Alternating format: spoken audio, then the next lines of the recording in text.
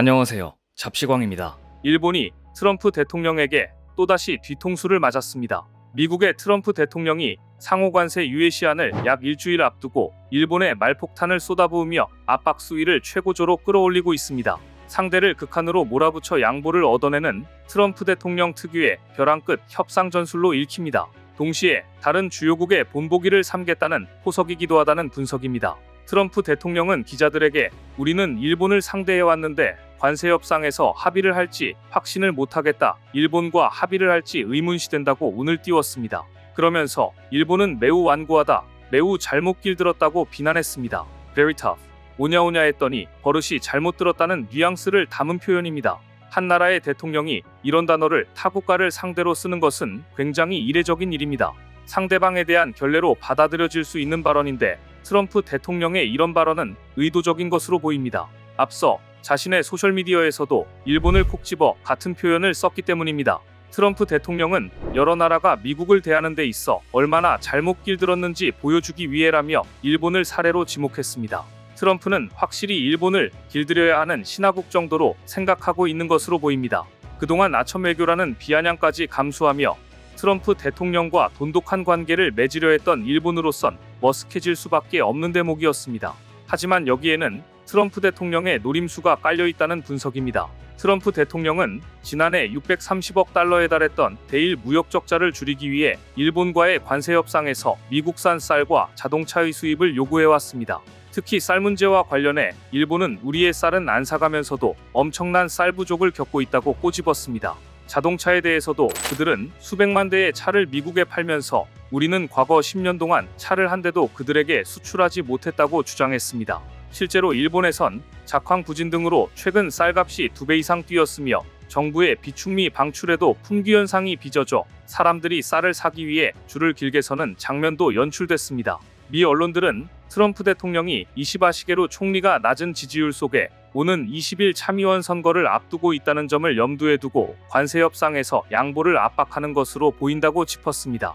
그러면서 트럼프 대통령은 전용기에서 상호관세 유예 연장 여부에 대한 질문에 아니다. 나는 그것을 생각하고 있지 않다. 일본을 향해 대미관세로 30%나 35% 또는 우리가 결정하는 어떤 수치를 지불하게 될 것이라고 폭탄 발언을 이어갔습니다.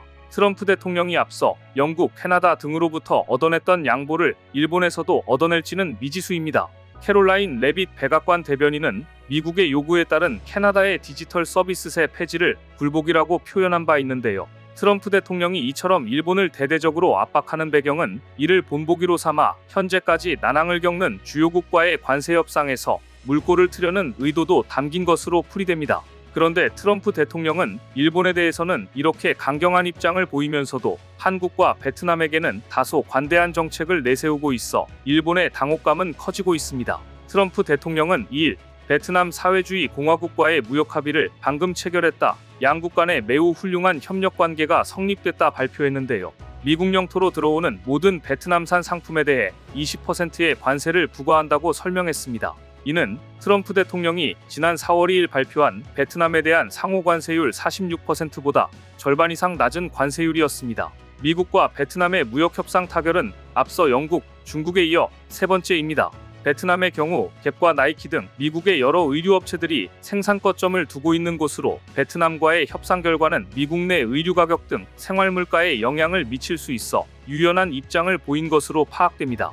일본의 이시바 총리는 그간 트럼프 대통령의 비위를 맞춰왔지만 돌아온 것은 관세 폭탄과 막말 세례였는데 베트남에 대해서는 상당히 온건한 제안을 한 것이었고 더구나 일본 정부가 가장 어려워하는 대목인 쌀값까지 언급하며 압박한 것은 이시바 정부를 공개적으로 압박한 것으로 풀이되고 있습니다.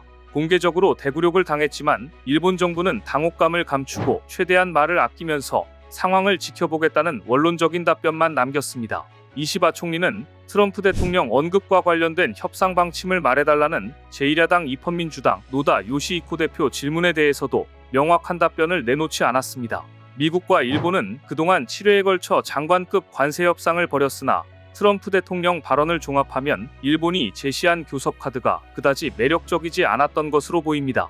일본 정부는 사실상 쌀 수입 확대를 막으면서 자동차 관세를 철폐하거나 인하하는 것을 목표로 삼았는데 트럼프 대통령은 오히려 쌀과 자동차에 대해 모두 불만을 나타내며 관세율을 더 올릴 수 있다고 엄포를 놓았기 때문입니다. 그런데 미국은 일본을 이렇게 압박하면서도 베트남에는 유연하게 대하고 한국에도 열린 태도를 취하고 있어 일본과 비교되고 있습니다. 상호 관세 유예 시한을 엿새 앞두고 트럼프 대통령이 일본에 강한 불만을 드러낸 반면 협의가 진행 중인 우리나라와는 비교적 열린 태도로 자동차와 철강 관세 면제까지 논의하고 있는 걸로 파악되고 있습니다. 또한 트럼프 대통령은 이른바 협상 불량국가로 아직까지 한국을 직접 지목하지는 않고 있습니다. 복수의 관계자들은 미국 측이 한국이 어떤 조건을 제시하느냐에 달렸다면서도 자동차와 철강 관세 면제 문제까지 포함해 논의 테이블에 올려두자는 제안을 받아들였다고 밝혔습니다. 이에 우리 정부는 상호 관세 유예가 만료되기 전에 일부 관세 면제 등을 논의할 장관급 회담을 추가로 추진하기로 하고 미국 측과 일정 조율에 들어간 거로 전해집니다. 그리고 최근 한국에 도움이 되는 반도체 보조금 법안도 기적적으로 통과됐습니다. 감세, 불법 이민 차단 강화, 취약계층 의료복지와 친환경 에너지 보조금 예산 삭감 등 도널드 트럼프 미국 대통령의 집권 2기 주요 국정의제가 총망라된 이른바 크고 아름다운 법안이 연방의회 상원을 가까스로 통과했습니다. 이 중에서도 특히 상원안에서 반도체과학법은 미국의 반도체 공장을 건설하는 데 주던 세액공제를 기존 25%에서 35%로 확대해 한국 기업 등 미국에 투자하는 반도체 기업에 긍정적 효과가 있을 전망입니다. 애초 트럼프 대통령은 반도체법 폐지를 원했지만 반도체 신규 투자 프로젝트가 예정됐거나 진행 중인 부지를 지역구로 둔 의원들이 강하게 반발하면서 유지됐습니다. 그런데 이때 중국이 전승절에 한국 인사를 공개적으로 초청해 안팎의 이목이 집중됐습니다. 중국이 오는 9월 항일전쟁 및 세계 반파시스트 전쟁 승리 80주년 대회인 이른바 전승절을 맞아 이재명 대통령의 참석 의사를 타진한 것으로 알려진 가운데 주한 중국 대사관이 공개적으로 우리 측 인사 초청 의지를 표명했습니다. 한국은 중국 측에 초청 의사가 있었고 현재 이 사안을 검토 중이라고 밝혔는데요. 특히 중국은 사회주의권 국가들은 물론 도널드 트럼프 미국 대통령 등 서방 국가 정상들도 초청 리스트에 포함시킬 것으로 예상됩니다.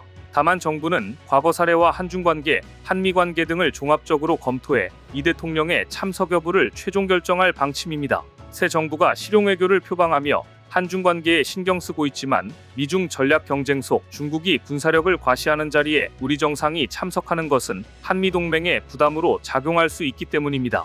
2015년 중국의 70주년 전승절 행사 때 서방 지도자들은 모두 불참했지만 박근혜 전 대통령만 유일하게 자유주의 정상중 참석해 후폭풍이 일기도 했습니다. 정부는 트럼프 대통령 전승절 참석 가능성도 주시할 예정이지만 미중 경쟁 속 트럼프 대통령이 먼저 중국을 찾을 가능성은 낮다고 보고 있습니다.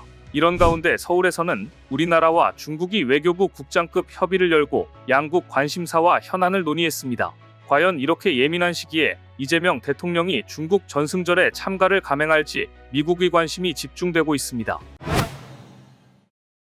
일본은 그간 과거사 분야에서 철저하게 닫혀있는 자세로 일관해 왔습니다. 그런데 또 한 번 한국에 뒤통수를 쳤습니다. 일본이 조선인 강제동원 현장인 군함도 탄광을 포함한 메이지 산업혁명 유신 후속 조치 보고서에 한국 정부의 요구를 전혀 반영하지 않은 것으로 확인됐습니다. 일제강점기 조선인 강제노역 현장인 규슈 나가사키현 군함도 등이 유네스코 세계유산에 등재된 지 정확히 10년이 됐습니다. 나가사키시에서 배로 40분이면 닿는 하시마의 별칭인 군함도는 일본이 2015년 7월 세계문화유산으로 등재한 메이지 일본의 산업혁명유산 중 하나입니다. 앞서 일본은 지난 2015년 메이지시대 산업유산 23곳을 세계문화유산으로 등재하면서 희생자들을 기리는 정보센터 설치를 약속했지만 진정성 있게 약속을 이행하지 않은 것입니다.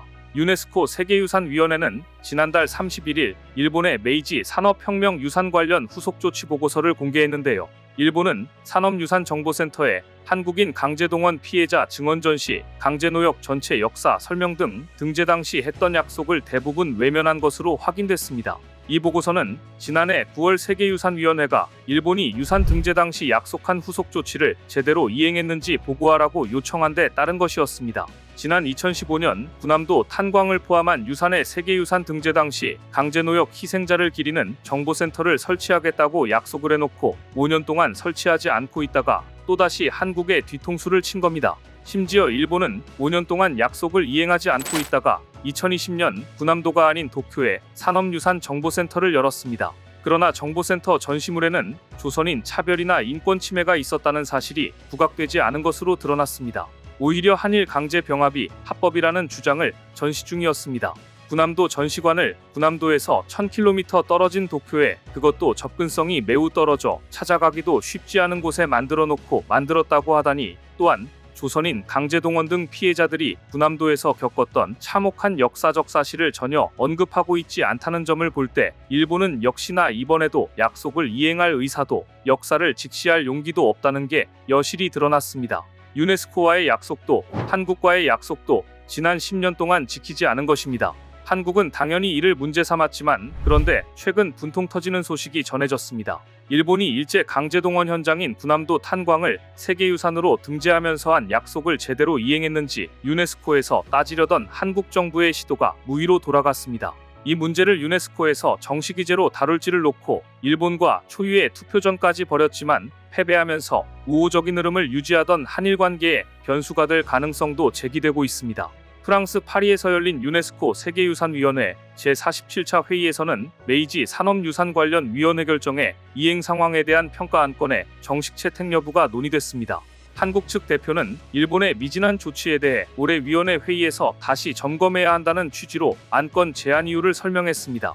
하지만 일본은 사안이 위원회보다는 양자 차원에서 논의돼야 할 문제라고 반대 입장을 보이며 해당 안건이 삭제된 수정안을 제출했고, 한국은 이를 받아들일 수 없다며 표결을 요청했습니다. 투표는 21개 위원국 대상의 비밀투표 방식으로 진행됐으며 일본의 수정안이 찬성 7, 반대 3으로 가결됐습니다.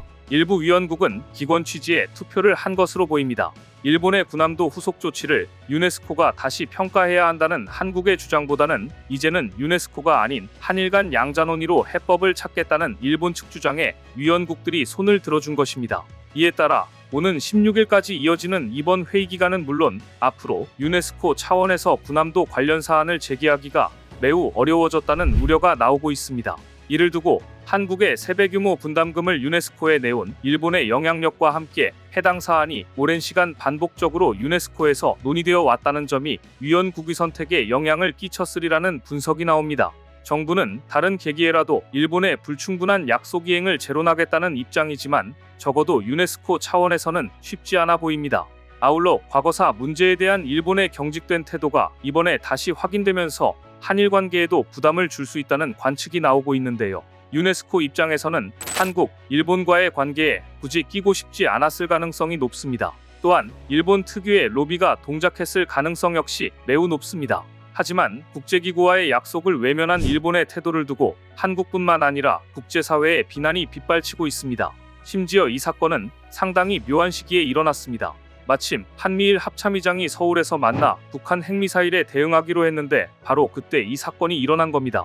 한국의 김명수 합참의장, 미국의 댄케인 합참의장, 일본 합참의장 격인 요시다 요시히데 통합망료장은 오는 10일에서 11일 서울에서 한미일 합참의장 회의를 개최합니다. 최근 미국 측에서 주한미군 역할 재조정과 동맹의 국방비 증액 등이 제기되는 가운데 미군 현역 서열 1위인 합참의장이 방한함에 따라 관련 논의가 이뤄질지 주목되고 있는데요. 미국은 중국 견제를 위해 한미일 군사연합체에 대한 필요성이 절실합니다. 하지만 한국과 일본이 군사협력을 유지하려면 과거사에 대한 일본의 반성이 필수입니다. 한미일 3국의 군사협력이 어느 때보다 절실한 상황에서 일본이 희생자들을 기리는 군함도 정보센터 설치를 진정성 있게 이행하지 않으면서 한국인들은 상당히 실망했고 한미일 군사협의체에도 상당한 악영향을 미칠 것으로 우려하는 목소리가 많습니다. 또한 이번 메이지 산업혁명 유신 후속 조치 보고서에 한국 정부의 요구를 전혀 반영하지 않은 사건은 최근 트럼프 대통령이 일본에 엄청난 관세 압박을 진행 중인 가운데 나왔습니다. 트럼프 미국 대통령의 관세 압박에 일본은 현재 버티기 모드에 들어가 있습니다. 트럼프 대통령은 최근 일본이 버릇이 나쁘다라는 취지로 말하며 상호 관세를 종전 24%보다 높은 30에서 35%까지 부과할 수 있다고 으름장을 놓았습니다. 자신의 목표 관철을 위해 미국의 핵심 동맹국 일본에게 모욕 주기까지 불사한 것이라는 평가가 뒤따랐습니다. 이시바 시게루 일본 총리도 물러서지 않았습니다. 그는 지난 6일 NHK 여야 당수 토론 프로그램에 출연해 동맹국이라도 할 말은 해야 한다며 쉽게 타협하지 않겠다는 입장을 내놨습니다. 외교가에선 이시바 총리의 강경한 태도를 이례적으로 보고 있습니다. 일본은 때론 저자세 외교라는 평가를 받으면서도 전통적으로 미국을 핵심 동맹으로 각별히 대우하는 방식의 외교를 유지해왔기 때문입니다. 이시바 총리의 태도 변화는 일본 국내 여론과 밀접한 연관이 있는 것으로 분석됩니다. 지지율 30%대를 벗어나지 못하고 있는 이시바는 오는 20일 참의원 선거에서 자민당과 연립여당의 과반 유지에 실패할 경우 퇴진 압박을 받고 있는데, 지난 2월 마이니치 신문의 여론조사에선 트럼프 대통령의 관세 조치에 대항해야 한다는 응답이 61%, 지난 여론조사에서도 관세 조치에 대항해야 한다는 응답이 57%를 기록하는 등 일본 내 여론은 정부가 미국에 강경하게 대처해야 한다는 쪽으로 쏠려 있습니다. 따라서 이시바 총리의 태도 변화는 일본 국내 여론과 밀접한 연관이 있는 것으로 분석됩니다. 당장의 선거 결과가 급한 이시바 총리가 여론에 부응해 지지율 끌어올리기에 집중하는 것이라는 해석이 가능한 대목입니다. 하지만 트럼프 대통령 입장에서는 경제적, 군사적으로 도움이 되지 않고 문제를 일으키는 일본이 달갑지 않을 것입니다. 그런데 이렇게 중요한 시점에 일본이 겉으로는 한미일 군사협력체에 적극 협조하겠다고 이야기하면서 뒤로는 군함도로 한미양국은 물론 유네스코에 뒤통수를 친 것이나 다름없었습니다. 그리고 트럼프는 7월 8일 한국과 일본 양국만 콕 집어서 상호 관세를 3주 연장했습니다. 미국이 한국과 일본에 대해 25%의 상호 관세를 8월 1일부터 부과하겠다고 통보한 서한을 공개하면서 그 배경에 관심이 쏠리고 있는데요. 14개국을 대상으로 관세 부과를 예고한 가운데 그중 한국과 일본에 보낸 서한만 내용을 드러냈기 때문입니다. 그동안 한국과 일본이 비교적 성실하게 협상에 임하면서 협상 시한을 유예해줬다는 해석과 함께 최종 시한을 못 박아 미국의 유리한 조건을 압박하기 위한 것이라는 분석도 나오고 있습니다. 트럼프 대통령은 이날 트루스 소셜에 공개한 무역 관련 서한에서 우리의 관계는 유감스럽게도 상호주의와 거리가 멀었다. 2025년 8월 1일부터 우리는 미국으로 보낸 모든 한국산 제품에 겨우 25%의 관세를 부과할 것이며 이 관세는 모든 품목별 관세와 별도라고 밝혔습니다. 트럼프 대통령은 당초 지난 4월 9일 상호 관세 부과를 90일 유예한 뒤 한국에는 지금까지 기본 관세 10%만 부과한 상태로 무역 협상을 진행해 왔는데, 앞으로 한미 간의 새로운 합의가 이루어지지 않은 채로 8월 1일이 되면 원래대로 25%를 부과하겠다고 한 것입니다. 트럼프 대통령은 일본에도 국가명과 양국 정상 이름을 제외하고는 동일한 내용의 서한을 보냈습니다. 우선 한국과 일본은 미국에 대해 대규모 무역 흑자를 내온 국가들인 만큼 이들 동맹국을 먼저 압박함으로써 단기간 내 협상 타결을 유도하려는 전략적 의도를 갖고 있다는 분석입니다. 또한 트럼프 행정부는 말레이시아, 남아공, 미얀마 등 총 14개국의 서한을 발송했지만 한국, 일본만 먼저 공개함으로써 국제 여론과 시장에 더 큰 파장을 노렸을 것으로 추정됩니다. 아시아에서 중국을 제외한 경제대국인 한국과 일본 두 국과의 협상 과정을 보여줌으로써 다른 아시아 국가들에게 경각심을 줄 수 있다는 노림수도 있었을 것으로 예상됩니다. 또한 한국과 일본을 경쟁키는 효과도 고려했을 것으로 보입니다. 트럼프 대통령은 첫 임기 시절부터 줄곧 미국은 세계를 위해 시장을 열어줬지만 되돌아온 것은 대규모 무역 적자라고 주장해왔습니다. 한국과 일본은 자국의 시장은 상대적으로 폐쇄한 채 미국 시장을 활용하고 있다는 인식을 갖고 있는 것입니다. 또한 한국과 일본에 대한 관세 압박이 정치적인 측면에서 트럼프 대통령이 안전한 선택을 한 것이라는 분석도 있습니다. 2024년 대선 이후 트럼프 대통령은 강한 미국과 불공정 무역 종식을 주요 메시지로 내세우고 있는데, 이 가운데 아시아 동맹국인 한국과 일본을 대상으로 한다는 건 중국처럼 강한 반발 없이 미국 내 보수 유권자들에게 정치적 성과를 어필할 수 있기 때문입니다. 지난 7월 8일 트럼프가 한국과 일본 양국만 콕 집어서 상호 관세를 3주 연장했는데요. 과연 3주 뒤에 어떤 나라가 웃게 될지 관심 있게 지켜봐야 될 것 같습니다. 일본의 메이지 산업혁명 유산 관련 후속 조치 미행에 의한 논란은 바로 이런 중대한 시점에 나왔습니다. 그런데 일본이 한국을 자극하고 유네스코의 뒤통수를 치면서까지 지키려고 하는 그 군함도는 지금 심각한 상황에 처해 있습니다. 일제강점기 조선인 강제노역 현장인 규슈 나가사키현 군함도 등이 유네스코 세계유산에 등재된 지 정확히 10년이 되는 올해 일본 정부는 이 유산을 등재할 당시 조선인 강제동원 설명과 관련된 조치를 이행하겠다고 공개적으로 약속했지만 아직도 이 약속을 제대로 지키지 않고 있습니다. 일본은 군함도 일대를 산업혁명유산 등재 이후 오히려 조선인 징용, 위안부와 관련해 강제성이 없었다는 주장을 강화했으며 세계유산에서 전체 역사를 외면하고 자국에 유리한 사실만 강조한다는 비판을 받아왔습니다. 산업혁명유산은 19세기 후반부터 20세기 초반까지 만들어진 조선, 제철, 제강, 석탄 산업시설 23개로 구성되어 있습니다. 일본은 조기에 산업화를 이룩한 서양에서 멀리 떨어진 동양 섬나라가 반세기에 걸쳐 추진한 공업화의 흔적이라는 점에서 이들 유산에 가치가 있다고 주장했습니다. 하지만 한국 정부는 이들 유산의 세계유산 등재 추진 사실이 알려지자 일부 지역에서 조선인 강제노동이 있었다는 점을 문제삼아 강력히 반대했습니다. 군함도를 포함해 야하타 제철소, 나가사키 조선소, 다카시마 탄광 등 7곳은 일제강점기에 강제로 동원된 조선인 수만 명이 노역한 장소이기 때문입니다. 한국과 일본은 2015년 독일에서 개최된 세계유산위원회 막판까지 치열한 외교전을 펼쳤고, 일본은 세계유산 등재를 위해 각 시설의 전체 역사를 이해할 수 있도록 하라는 자문기구 권고를 충실히 반영할 것이라고 세계유산위원회에서 밝혔습니다.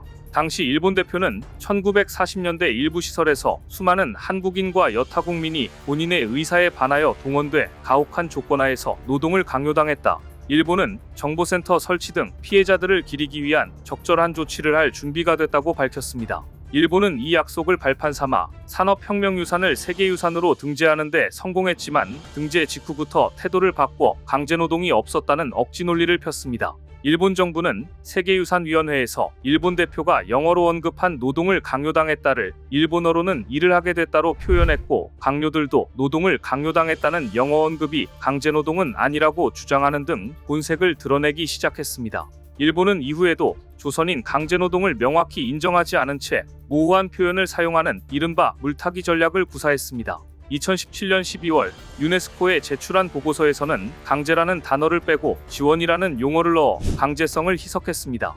일본이 산업혁명유산과 관련된 약속을 어겼다고 비판받는 결정적 이유는 도쿄에 있는 산업유산정보센터 때문입니다. 산업혁명유산 23개 가운데 군함도를 비롯한 16개는 규슈에 있습니다. 일본에서 가장 큰 섬인 혼슈에는 야마구치현에 5개가 있고 시즈오카현과 이와테현에 각각 1개씩 존재합니다. 다만 야마구치현은 규슈와 지리적으로 매우 가깝습니다. 일본은 이러한 유산 분포와 무관하게 정보센터를 유산이 많은 규슈가 아닌 수도 도쿄에 세웠습니다. 한국으로 치면 세계유산인 고창, 화순, 강화 고인돌 유적전시관을 서울에 설치한 셈입니다. 심지어 들어가 보면 더 가관이었습니다. 세계유산 등재 5년 후인 2020년 개관한 정보센터는 조선인 강제노동을 전혀 다루지 않고 일본 산업화가 자랑스럽고 중요하다는 내용만 기술해 역사 왜곡 지적이 제기됐습니다. 예컨대 조선인에 대한 차별이 없었다는 군함도 주민 발언을 소개하면서도 이들 유산에서 조선인 강제노동이 있었다는 역사적 사실은 설명하지 않았던 것입니다. 이에 한국은 산업혁명유산의 세계유산 등재를 철회해야 한다고 유네스코에 요구했지만 일본 정부는 약속한 조치를 성실하게 이행했다고 반박했습니다. 양국은 이후에도 세계유산위원회 등에서 일본 측 약속을 둘러싸고 팽팽한 신경전을 벌였으나 일본의 조치는 사실상 크게 달라지지 않은 것으로 평가됩니다. 두 나라는 일제강점기 조선인이 강제로 노역한 또 다른 장소인 니가타현 사도광산이 지난해 7월 세계유산에 등재될 때도 전체 역사 반영 문제로 갈등을 빚었습니다. 일본은 사도광산의 경우 산업혁명유산과 달리 등재 직후 광산 인근 건물에 조선인 노동자 관련 전시 공간을 만들어 공개했지만 전시물에서 강제라는 표현은 사용하지 않았습니다. 사실 약속을 저버리는 일본의 추태는 군함도뿐만이 아니었습니다. 사도광산도 동일한 방식이었습니다. 사도광산에서 사망한 조선인 강제노동자들의 추도식을 약속했지만 일본은 이런저런 이유로 계속 미루고 있습니다. 사실상 약속을 지킬 생각이 없는 것입니다. 지난해 반쪽 행사로 파행을 겪었던 일제강점기 조선인 강제노역 현장인 일본 니가타현 사도광산 노동자 추도식이 올해도 당초 예정됐던 7, 8월을 넘겨 열릴 전망입니다. 외교부 당국자는 지난해 사도광산 등재 협상 당시 일본 측이 추도식 일시를 7, 8월로 구상하고 우리에게 전달해왔다. 작년에는 7월 말 등재 후 시기적으로 불가피하게 늦어진 측면이 있고 올해도 여러 협상이 진행되는 과정에서 7, 8월 개최가 어려워진 것으로 보인다고 덧붙였습니다. 지난해 7월 정부는 일본 측이 추진한 사도광산의 세계유산 등재에 동의하는 전제 조건의 하나라며 사도광산 노동자들을 위한 추도식이 매년 7, 8월경 사도연지에서 개최된다고 밝힌 바 있습니다. 행사는 당초 한국유족과 한국정부 관계자 등이 함께 참석한 가운데 열릴 예정이었지만 두 나라는 행사 명칭부터 일정, 일본 정부 참석자 등과 관련해 견해차를 보인 끝에 결국 한국 측이 참여하지 않는 반쪽 행사로 치러졌습니다. 작년 행사의 경우 등재 이후 첫 행사로 준비에 시간이 필요하다는 등 이유로 11월에 열렸으나 올해 행사도 결국 예고됐던 시기에 열리기 어렵게 되면서 부실합의가 아니냐는 지적이 나오고 있는데요. 일본은 이런 행사를 할 마음이 애초에 없었던 것으로 보입니다. 그런데 여기에 군함도 사건까지 예상 밖의 방향으로 전개되기 시작한 겁니다. 하지만 더 큰 문제가 있습니다. 일본이 유네스코에 등재하려고 그렇게 애를 쓰던 군함도의 상황은 지금 거의 붕괴 직전인 것으로 드러났습니다. 최근 일본에서는 16일간 1500회의 지진이 관측되며 대지진의 가능성이 점점 높아지고 있는데요. 만일 대지진이 발생한다면 군함도 역시 붕괴될 가능성이 높아 보입니다. 일제강점기 조선인 강제노역 현장인 일본 나가사키현 군함도의 주요 건물 절반 이상이 상당히 약해졌다는 연구 결과가 나왔습니다. 교도통신의 보도에 따르면 도쿄대와 시바우라 공대 등에 소속된 교수들이 조직한 군함도 콘크리트계 건축물의 건전도 조사 소위원회는 일반인들이 들어가지 못하는 구역에 있는 철근 콘크리트 건물 30개 동의 기둥과 들보 등을 조사한 결과 17개 동은 내진 성능이 완공 당시와 비교해 절반 이하 수준으로 떨어진 것으로 확인됐다고 밝혔습니다. 위원회는 특히 일본에서 가장 오래된 철근 콘크리트 아파트로 알려진 30호동은 준공 때와 비교해 내진 성능이 3% 정도로 약해졌다고 분석했습니다. 전문가 중 한 명은 해당 아파트가 언제 무너져도 이상하지 않은 상태라고 주장했습니다. 위원회는 바닷물에 있는 소금 피해와 풍화작용으로 일부 철근이 노출되기도 했다고 덧붙였는데요.